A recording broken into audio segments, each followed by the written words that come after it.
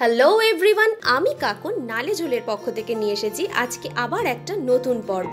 চেষ্টা করব যাতে আপনারা এই ব্যস্তময় জীবনের মধ্যে খুব কম সময়ে একটা ভালো ডেলিশিয়াস রান্না করতে পারেন।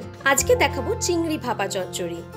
সবকিছু দিয়ে রান্নাটা করতে ম্যাক্সিমাম হয়তো 15 থেকে 20 মিনিট লাগবে। তো আসুন দেখে নিই রান্নাটার পদ্ধতি। চিংড়ি ভাপা চচ্চড়ি করার জন্য আমাদের প্রথমেই লাগবে চিংড়ি মাছ। এখানে আমি ছোট সাইজের চিংড়ি নিয়েছি, আপনারা চাইলে এর থেকে একটু বড় সাইজের চিংড়িও নিতে পারেন। এখানে আমি চিংড়িগুলোকে নুন আর হলুদ মাখিয়ে নিচ্ছি।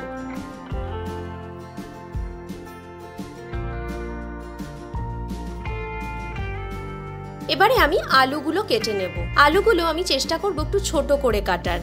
যেহেতু আমি চিংড়িটা ভাপে করব, তাই বেশি বড় বড় আলুর টুকরো করলে কিন্তু আলুগুলো সিদ্ধ হতে চাইবে না। দেখুন আমার আলুর টুকরোগুলো এই রকম সাইজের রাখার। একটা পেঁয়াজ কুচিয়ে নিচ্ছি, 1 চামচ সর্ষে আর 2টো কাঁচা লঙ্কা আমি মিক্সিতে ব্লেন্ড করে নিচ্ছি। এবারে আমি কড়াইয়ের মধ্যে আলুর কুচিগুলো দিয়ে দিচ্ছি, সাথে পেঁয়াজগুলোও দিয়ে দিলাম। এবারে আমি সর্ষে আর লঙ্কা বাটাটা ওর মধ্যে দিয়ে দিলাম। মিক্সির মধ্যে আমার যেটুকু সর্ষে লেগেছিল তার মধ্যে একটু জল বুলিয়ে দিয়ে দিচ্ছি। 1 চামচ হলুদ গুঁড়ো, 1 চামচ নুন দিয়ে দিলাম, সাথে আর একটু জল দিয়ে দিচ্ছি। এবারে আমি সর্ষের তেল দিয়ে দিলাম, দিয়ে খুব ভালোভাবে আমি মাখিয়ে নেব।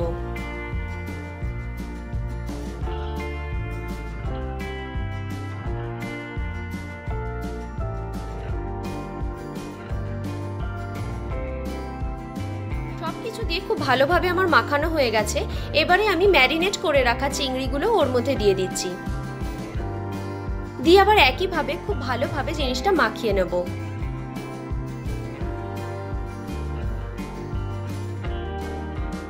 এবারে আমি কড়াইটা গ্যাসের ওপর বসাবো, একদম লো ফ্লেমে ঢেকে রাখবো। এবারে এটা আস্তে আস্তে হতে থাকবে, হাই ফ্লেমে রাখবো না, আমরা কিন্তু এটা একদম লো হিটেই করব।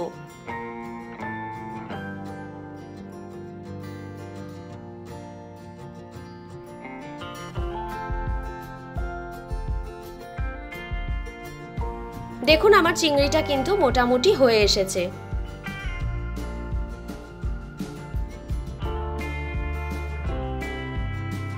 আলুগুলো একটু ভেঙে দেখে নেবেন সিদ্ধ হয়েছে কিনা। এখানে আমার আলুগুলো সিদ্ধ হয়ে গেছে, আমি এবার নামিয়ে নেব।